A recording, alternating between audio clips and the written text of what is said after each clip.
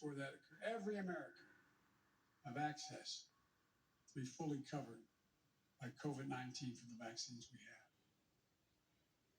Look, the climate crisis is not our fight alone, it's a global fight. The United States accounts, as all of you know, less than 15% of carbon emissions. The rest of the world accounts for 85%. That's why I kept my commitment to rejoin the Paris Accord, because if we do everything perfectly, it's not going to only matter. I kept my commitment to convene a climate summit right here in America with all the major economies of the world. China, Russia, India, European Union. I said I'd do it in my first 100 days. I want to be very blunt about it. I had my attempt was to make sure that the world could see there was a consensus, that we are at an inflection point in history. The consensus is if we act to save the planet, we can create millions of jobs and economic growth and opportunity to raise the standard of living almost everyone around the world. If you'd watched any of it and you were all busy, I'm sure you didn't have much time.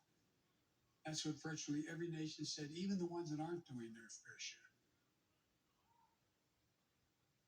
The investments I propose tonight also advance the foreign policy, in my view, that benefits the middle class.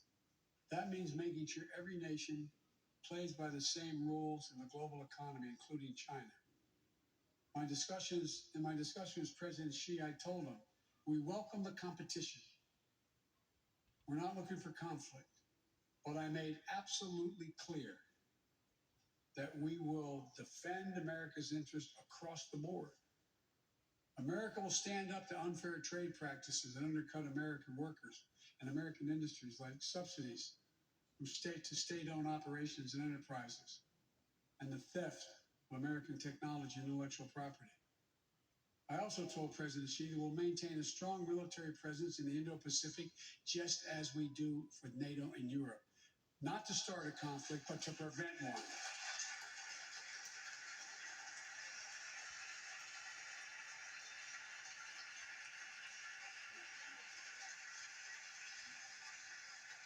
We told them what I've said to many world leaders, that America will not back away from our commitments, our commitment to human rights and fundamental freedoms, and to our alliances. And I pointed out to him, no responsible American president could remain silent when basic human rights are being so blatantly violated. An American president has to represent the essence of what our country stands for. America is an idea, the most unique idea in history. We are created, all of us, equal. It's who we are. And we cannot walk away from that principle and, in fact, say we're dealing with the American idea. With regard to Russia, I know it concerns some of you, but I made very clear to Putin that we're not going to seek escalation, but their actions will have consequences. They turn out to be true, and they turned out to be true. So I responded directly and proportionally to Russia's interference in our elections and the cyber attacks on our government and our business. They did both of these things, and I told them we would respond, and we have. We can also cooperate when it's our mutual interest. We did it when we extended the New START Treaty on nuclear arms, and we're working to do it on climate change. But he understands we will respond. On Iran and North Korea, nuclear programs that present serious threats to American security and the security of the world. We're going to be working closely with our allies to address the threats posed by both of these countries through diplomacy as well as stern deterrence. And American leadership means ending the forever war in Afghanistan. We have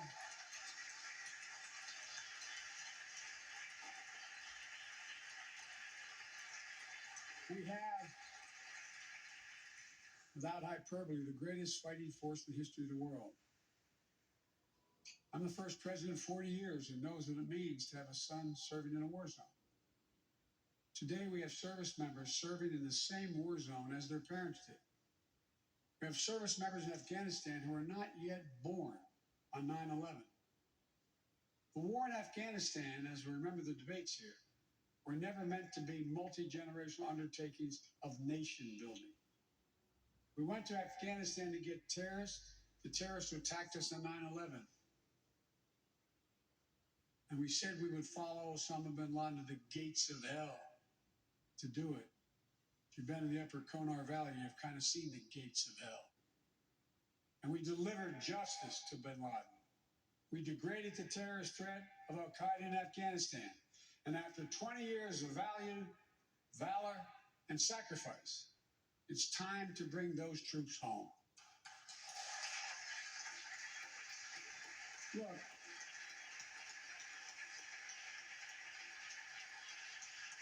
even as we do, we'll maintain over the horizon capacity to suppress future threats to the homeland.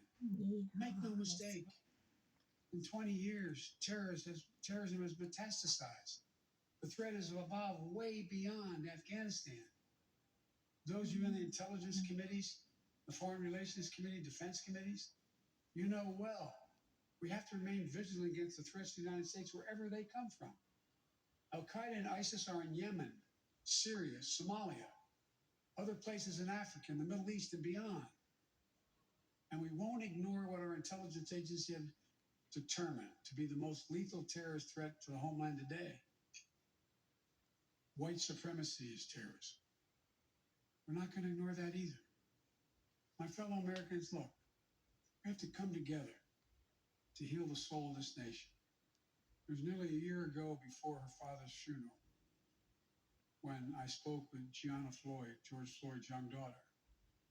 She's a little tyke, so I was kneeling down to talk to her so I could look her in the eye. She looked at me, she said, "My daddy changed the world." Well, after the conviction of George Floyd's murderer, we can see how right she was if we have the courage to act as a Congress. We've all seen the knee of injustice on the neck of Black Americans. Now's our opportunity to make some real progress. The vast majority of men and women wearing a uniform and a badge serve our communities, and they serve them honorably. I know them. I know they want.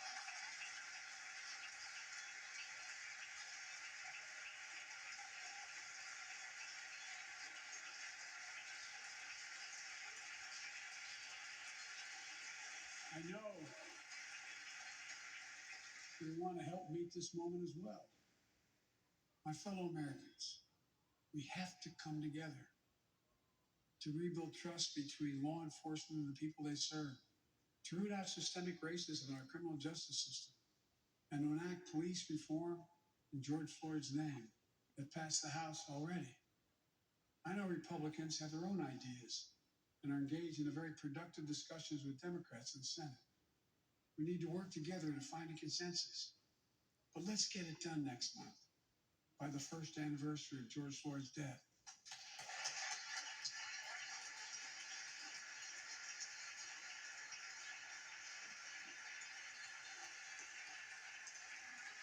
The country supports this reform, and Congress should act. We have a giant opportunity to bend the arc of the moral universe toward justice, real justice. And with the plans outlined tonight, we have a real chance to root out systemic racism that plagues America and American lives in other ways. The chance to deliver real equity, good jobs, good schools, affordable housing, clean air, clean water, being able to generate wealth and pass it down through generations because you have access to purchase a house. Real opportunities in the lives of more Americans, Black, white, Latino, Asian Americans, Native Americans. Look, I also want to thank the United States Senate for voting 94-1 to pass the COVID-19 Hate Crimes Act to protect Asian American and Pacific Islanders. You acted decisively